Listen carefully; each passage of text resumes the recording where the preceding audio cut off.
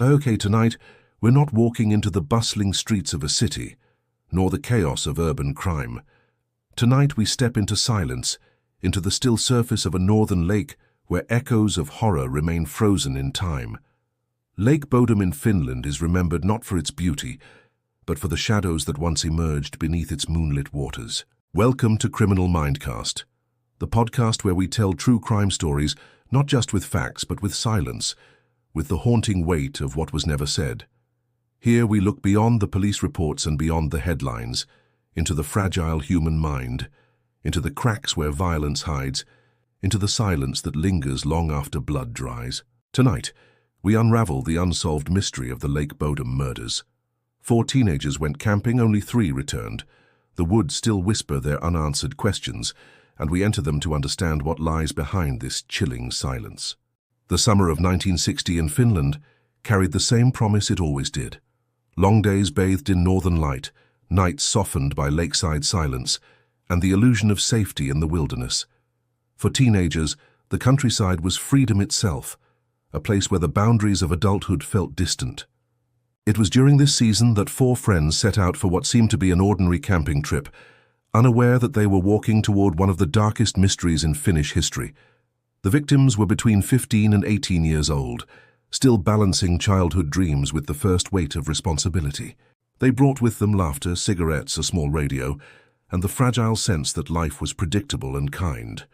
Beneath the thin walls of their tent, they believed the forest would protect them. They believed tomorrow would come. 3 were boys: Seppo Boisman, Niels Gustafsson, and Antero Björklund. With them was 15-year-old Mila Irmeli Björklund, Antero's girlfriend. In the photograph taken before the trip, they appear untouched by fate, smiling, their faces lit with summer light. Nothing in those expressions suggests the tragedy waiting in the woods. To outsiders, their families seemed ordinary. Fathers worked, mothers tended homes. Children carried the hopes of a post-war nation rebuilding itself. Yet ordinariness is rarely simple. Beneath domestic routines often lie unspoken tensions, financial strain, silence at meals, the rigid moral codes of religion pressing against adolescent rebellion. Communities project unity, but within bedrooms and kitchens, children absorb storms never named aloud. These 4 young people carried fragments of those hidden burdens with them into the forest. Locals remembered them kindly. They were not rebels or outcasts. They were young, exploring freedom with curiosity and innocence. Yet innocence offers no shield. Even the most ordinary nights can be invaded by minds circling in darkness. Lake Bodom itself had always been a place of stillness. Pines towered over mossy soil, and the lake reflected the sky with unsettling calm. But silence can shift easily from peace to oppression. It invites thoughts too heavy to voice, secrets too dangerous to confess. It was in this silence that the teenagers pitched their tent, believing beauty equaled safety. To imagine the killer is to imagine someone who shared that same silence but carried it differently. Psychological profiles point to a figure unable to integrate into ordinary life, someone marked by trauma or pathology, seeking release in violence. Such people often appear deceptively normal. They greet neighbors politely, attend church, and pass unnoticed in their communities. Inside, however, resentment and obsession simmer quietly. This is the hallmark of hidden pathology: invisibility. The Lake Bodom murders force the question: was the killer a stranger passing through, or a familiar face that no one thought to fear? Family secrets shape both victims and perpetrators. For teenagers, they take the form of unspoken rules. Do not talk back. Do not expose weakness. Do not bring shame. Emotions become suppressed, trapped beneath layers of duty and expectation. When violence erupts, it collides not just with individuals but with the invisible codes families have imposed. Finland in 1960 was not defined by urban crime but by rural conformity. To stand out was to invite judgment. For a killer, this culture of restraint was cover. Who would suspect the quiet man who never raised his voice, the neighbor who kept to himself? In communities where silence is valued, danger can hide in plain sight. Profiling decades later suggested that the murderer may have carried unresolved trauma rooted in neglect or humiliation. Psychology shows that suppressed rage often turns outward, especially when paired with isolation. In small towns, the boundary between loneliness and invisibility is perilously thin. Perhaps the killer was invisible not because no one noticed him, but because everyone had grown used to looking away. The teenagers noticed nothing. For them, the trip was escape. They camped by the water, laughed, smoked, and let the day drift away. Subtle tensions may have existed. Niels Gustafsson, later the lone survivor, was said to be protective, even possessive, of Irmeli. Adolescence is a fragile stage where affection can blur into suffocation. This complexity would later fuel speculation, though it never offered resolution. But to focus only on teenage relationships is to miss the deeper truth, the vulnerability of innocence when it meets predation. These teenagers were not reckless. They were unprepared for the possibility that evil could walk silently into their sanctuary. Predators see opportunity where others see peace. The thin nylon of the tent, the absence of adults, the remoteness of the site, all offered the perfect stage for violence. Forensic psychology tells us such targeting rarely comes from impulse alone. It reflects calculation. Yet the calculating killer often hides behind normality, living side by side with neighbors who never suspect. This duality, ordinary by day, monstrous by night, is the chilling face of psychopathy. The small-town setting deepens the mystery. In rural life, everyone is known, yet perhaps the killer was known too well. His presence so routine, he became invisible. Like furniture in a room, he was seen but never examined. Philosophers offer frameworks for this paradox. Stoics warned that a calm exterior conceals inner storms. Christianity teaches that sin hides until revealed in destruction. Buddhism describes craving and aversion festering into suffering. Confucian thought links disorder in the family to disorder in the individual. Each tradition insists that beneath normality lies fracture. But the victims of Lake Bodom were not philosophers. They were young, suspended between childhood and adulthood, carried forward by illusions of safety and companionship. That ordinariness is what makes their story so haunting. Their normal lives became the canvas for an extraordinary crime. As night fell over Lake Bodom, darkness enveloped the lake and forest, carrying the weight of hidden secrets. Inside the tent, 4 teenagers drifted towards sleep, unaware that their innocence would soon meet the shadow of hidden malice. Freedom and trust confronted unseen fractures of normality, setting the stage for a night that would remain shrouded in mystery for decades. The night of June 4th, 1960, began like any other summer evening in Finland, warm and bright, marked by the promise of long daylight and quiet nights by the lake. 4 teenagers, Seppo Boisman, Niels Gustafsson, Antero Björklund, and Maila Irmeli Björklund, cycled along gravel paths toward Lake Bodom, carrying bicycles, laughter, cigarettes, a small radio, and the careless confidence of youth. The countryside offered freedom, yet beneath the forest's calm lay a stage prepared for violence. By noon they arrived at their chosen campsite. It was near the water, shielded by trees, a place neither fully exposed nor isolated. Other campers were present, yet each tent occupied its own fragile world. Witnesses later recalled the teenagers swimming, joking, and relaxing. Their voices drifted across the water, ordinary sounds blending with the stillness of the evening, innocuous to all but the mind that would intrude upon them. These ordinary moments became haunting in retrospect, the last evidence of normal life before catastrophe. As night fell, the 4 gathered inside their tent. Cigarettes glowed faintly, the radio played quietly, and whispers extended into laughter. There was no sign of fear or anxiety. The absence of forewarning only deepens the horror. Violence arrived suddenly, without hesitation, without chance. After darkness, the timeline becomes uncertain. Between midnight and dawn, someone approached the tent. Whether he had surveilled the teenagers in advance or stumbled upon them remains unknown. What is evident is the control in the attack. This was not random chaos. It carried premeditation, a deliberate crossing from observation to destruction. The assault began with slashing. The thin tent fabric became both barrier and target. Knife wounds pierced nylon and flesh alike, suggesting precision and cold intent. Seppo and Antero were killed almost immediately. Ermely suffered repeated wounds, suggesting personal fixation, a hallmark of overkill reflecting rage, desire, or projection of the killer's inner torment. Only Niels survived, enduring stab wounds, fractures, and concussion, leaving fragments of memory distorted by trauma. His survival remains a central enigma. Was he spared, or did he escape by chance? By dawn, the forest silence was broken. Two boys fishing by the lake discovered the collapsed, bloodied tent and ran to alert authorities. What had been a sanctuary transformed into a crime scene. Responders noted bicycles propped neatly, personal belongings scattered yet untouched. Nothing was stolen. The scene was orderly and chaotic at once, a paradox that suggested psychological intent rather than opportunism. Blood patterns told a story of escalation. Knife strikes from outside the tent were followed by attacks from within.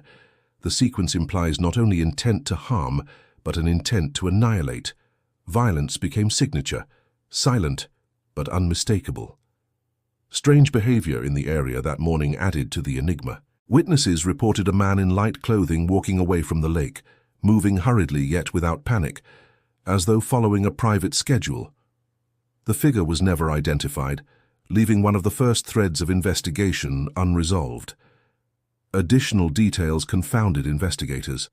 Belongings had been disturbed, some rearranged.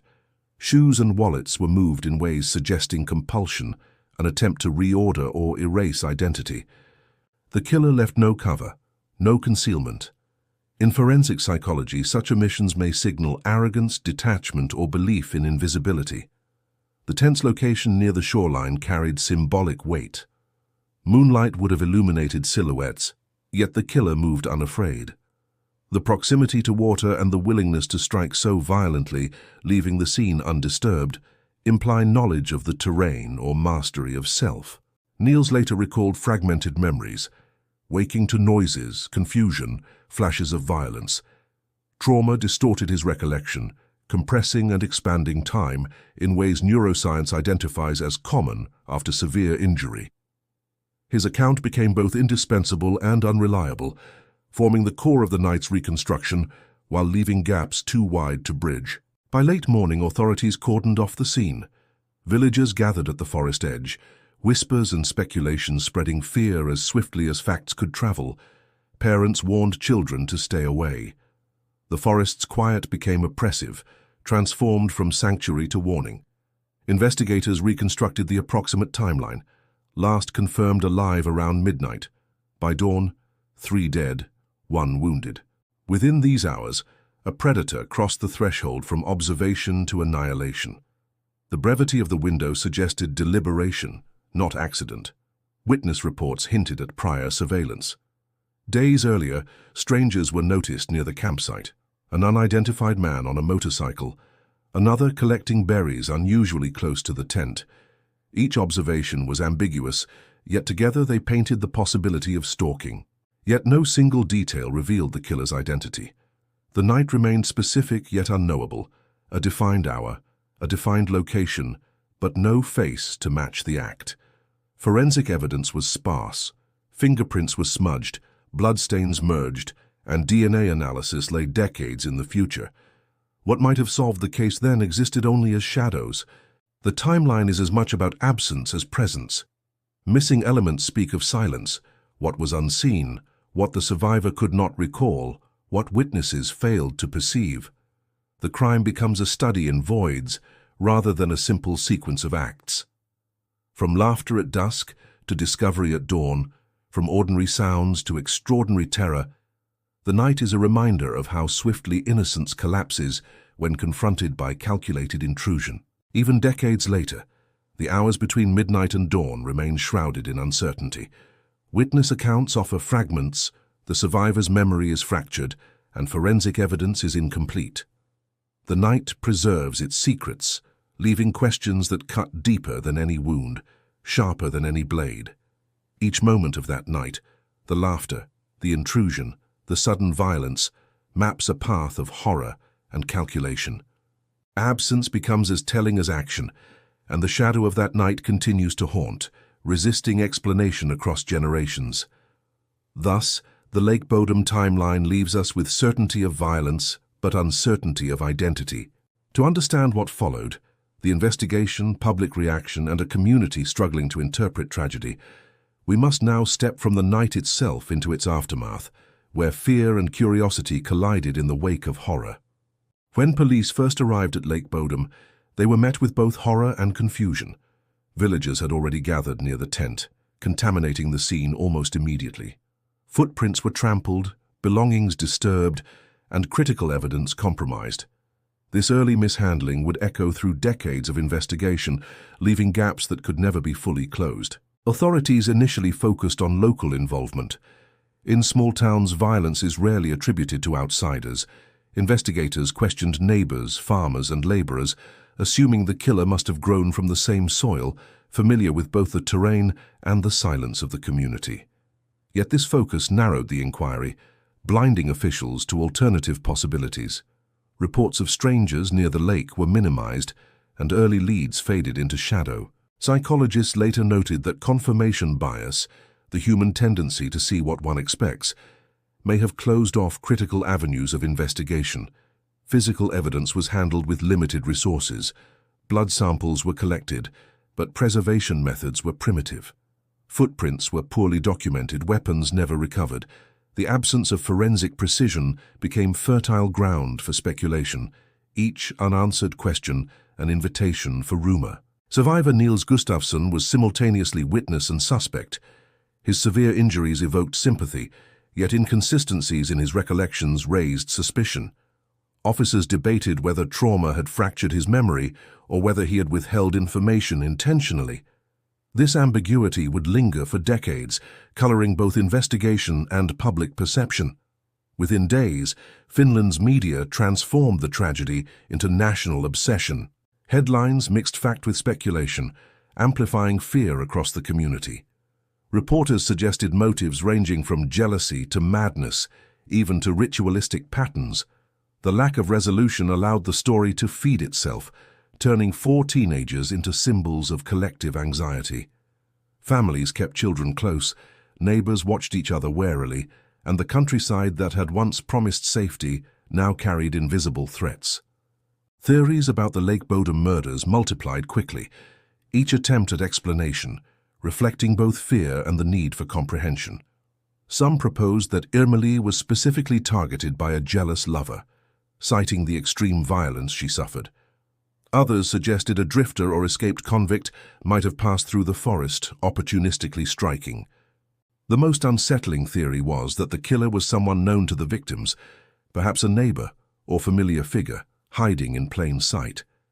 Each hypothesis revealed society's struggle to make sense of senseless violence and the human desire to assign reason to evil. Ignored evidence compounded the confusion. Eyewitness reports of a man leaving the lake at dawn were never fully pursued. Accounts of strangers near the campsite were dismissed as unreliable. Each overlooked detail became a haunting reminder of how easily truth can slip through institutional gaps. Communities responded with paranoia. Ordinary men were suspected silently. Fathers' late returns sparked whispered questions. Mothers feared allowing children to play outside. Fear eroded trust, transforming a once cohesive society into a network of suspicion. Religious authorities urged calm, framing the event as a test of faith, yet ritualized response offered little solace. In a society built on conformity, the concept of hidden violence was intolerable. People coped by inventing narratives, assigning blame to those who seemed unusual, distant, or different. The community, constrained by silence and social expectation, projected its anxieties onto the unknown. Police investigations continued, but lacked coherence. Some officers pursued theories of sexual jealousy, examining interpersonal dynamics among the victims. Others suspected wandering strangers, deserters, or the mentally ill. Each hypothesis contained elements of logic, yet lacked conclusive evidence. Over time, public suspicion shifted from strangers to familiar figures. One local kiosk worker, volatile and aggressive, was interrogated and released. Another man with prior violent behavior admitted being near the lake but later retracted his statement. Niels Gustafsson, the survivor, became the most enduring suspect. Decades later, Forensic re-examination suggested aspects of his injuries might have been staged. Prosecutors speculated that jealousy or rage could have motivated him. His trial gained international attention, yet he was ultimately acquitted, leaving the case unresolved. Psychologically, the suspicion directed at Niels reveals a societal need for closure. Humans are drawn to assign blame. Ambiguity is uncomfortable. It is easier to imagine a known face behind horror than to accept that violence can strike without warning or accountability. Media coverage intensified this dynamic. Headlines shifted from one suspect to another, dramatizing every inconsistency. For ordinary Finns, the case became less about the teenagers themselves and more about the abyss of uncertainty. The story transcended fact, becoming legend and embedding itself in cultural memory. Absences, footprints unmeasured, witnesses ignored, weapons unrecovered, came to symbolize not only investigative failure, but the fragility of human systems. Order is assumed, but the Lake Bodom murders revealed how swiftly it collapses when silence dominates. Sociologists later interpreted the community's reaction as collective trauma. The murders did not simply take 3 lives. They disrupted everyday patterns, sowed suspicion, and transformed ordinary silence into a threat. Rumor became reality, and fear persisted long after blood had dried. Police theories shared a troubling pattern. They were reactive rather than proactive. Leads were isolated, psychology underutilized, and the investigation lacked cohesion, allowing the perpetrator to remain hidden. Public reaction was shaped as much by storytelling as fact. Parents warned children with ghost-like versions of the event. Young couples whispered about curses and foreboding near the lake. The crime moved from event to legend, haunting generations born long after the victims. In this reflection, the tragedy became a mirror. Some saw moral decay, others societal failure. Each interpretation revealed more about the living than the motives of the killer. Ultimately, the investigation failed to bring clarity. Police files expanded with contradictory reports, media archives with speculation, families endured decades of uncertainty, and the community bore suspicion like a scar. A crime scene mishandled, evidence ignored, suspects accused then absolved, and a society consumed by paranoia. This was the aftermath of Lake Bodom. To go deeper, we leave the realm of facts and enter the shadows of the human mind. Here, in the unseen corridors of thought and impulse, we search for understanding where investigation faltered, exploring motives, traumas, and hidden compulsions that the evidence alone could never fully reveal. The mind becomes both key and mystery. To step into the killer's mind is to enter a place where logic and silence coexist. The brutality at Lake Bodom suggests not an impulsive outburst alone, but a fusion of suppressed trauma, calculated intent, and perhaps a personality disordered beyond ordinary comprehension. The forest did not merely hide a crime, it amplified the echoes of a fractured psyche.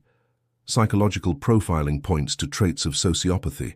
The absence of empathy, the detachment from human suffering, and the precision of violence indicate a person who viewed others not as beings with value, but as objects to be used, silenced, or destroyed.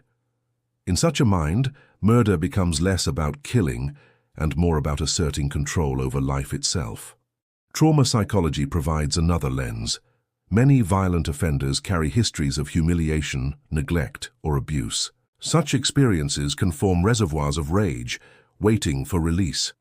At Lake Bodom, the selection of teenagers, symbols of freedom, affection, and youth, may have triggered envy or resentment in someone whose own life felt wasted or broken.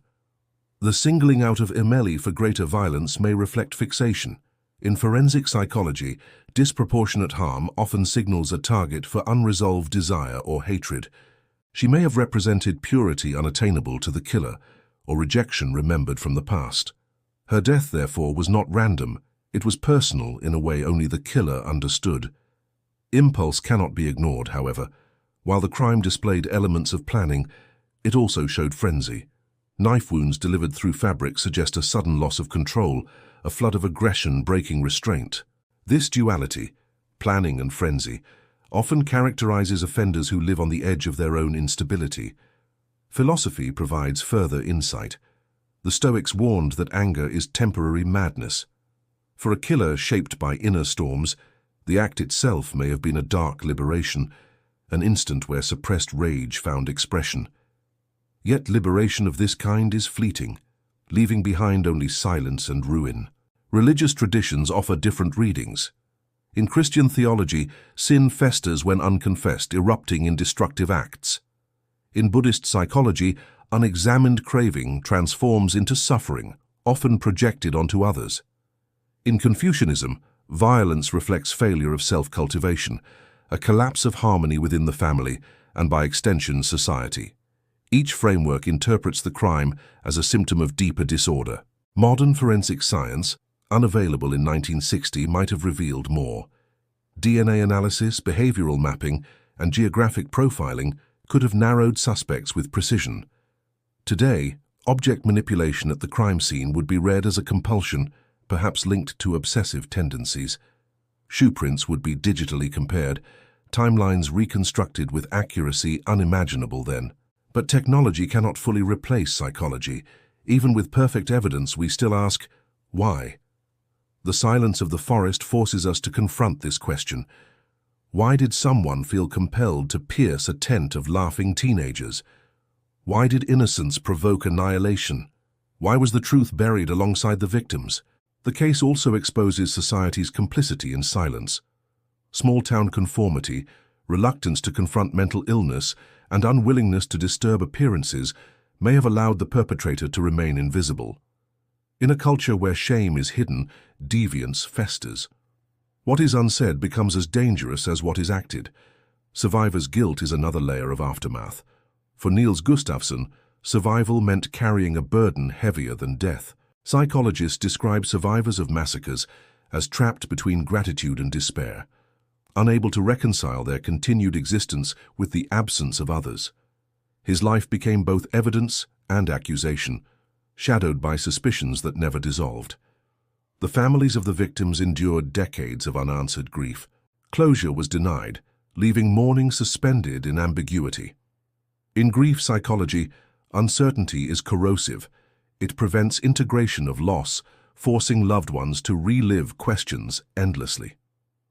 The Lake Bodom families lived in this liminal space, between hope for truth and resignation to silence. Culturally, the murders scarred Finland's collective psyche. They punctured the illusion of rural innocence, suggesting that evil was not confined to distant cities or foreign wars. It could emerge in one's own forest, under one's own sky. This shift from external threat to internal danger is what made the crime unforgettable. If modern psychology were applied today, investigators might explore the killer's personality along the spectrum of antisocial behavior. Was he a true psychopath, charming, manipulative, incapable of empathy? Or was he a traumatized loner, socially invisible, carrying unbearable rage? Each possibility reframes the story, yet neither offers comfort. The aftermath also forces reflection on human vulnerability. The tent, so thin, symbolized the fragility of safety. We imagine ourselves protected by walls, routines, communities. Yet one person's darkness can pierce these illusions in seconds. The Lake Bodom murders remind us that safety is never absolute. It is only borrowed from chance. Why has the truth stayed hidden? Perhaps because the killer was ordinary, unremarkable, blending into the fabric of community. Perhaps because institutions faltered, allowing silence to grow roots. Or perhaps because evil, in its rawest form, resists explanation, leaving behind only fragments that cannot be assembled into certainty. Philosophers remind us that mystery is not absence of truth, but confrontation with human limits. In this case, the unsolved nature of the murders reflects less on investigative failure and more on the abyss of human capacity for violence. Some acts cannot be fully understood, they can only be endured. Yet unsolved does not mean meaningless. The case continues to provoke analysis, inspiring criminologists, psychologists, and storytellers. Each interpretation brings us closer to understanding the shadows within ourselves. The forest remains silent, but silence itself becomes testimony. Testimony to the depths we fear to confront, within others and within ourselves. Thus, the psychological insight into the Lake Bodom murders is both chilling and incomplete. It reveals trauma, impulse, and sociopathy, but it also reveals society's silence, families' grief, and the fragility of our illusions of safety. The aftermath lingers not as resolution, but as echo, an echo of questions without answers. And so Part 4 closes not with clarity, but with reflection. The killer's mind remains hidden, yet his shadow teaches us about violence, silence, and the human condition. To conclude, we must step back from psychology and return to philosophy, to ask what lesson the Lake Bodom murders leave for us decades later. The Lake Bodom murders remind us that fear is never only external. It reflects the shadows we carry, the vulnerabilities we conceal, and the silence we accept. As we leave the cold, silent woods behind, the question remains, was the killer an outsider, a neighbor, or simply the darkness within humanity itself? Some mysteries never truly die. They linger, haunting generations, waiting for a language that might finally translate their silence. The case at Lake Bodom endures not because of its brutality, but because of its unanswered questions. And perhaps that is the heaviest weight of all. Remember to like, share the video, and subscribe for more stories told through silence and psychology. Some crimes leave no screams, only questions, and some silences echo louder than any confession. Thank you for listening to Criminal Mindcast. References 1. Arnie, J. 2008. The Lake Bodom Murders, Finland's Unsolved Mystery. Helsinki Press. 2. Hoven, K. 2015. Cold Case Crimes in Scandinavia. Nordic True Crime Studies. 3. Virtanen, M. 2012. Psychology of Unsolved Murders. Tampere University Press.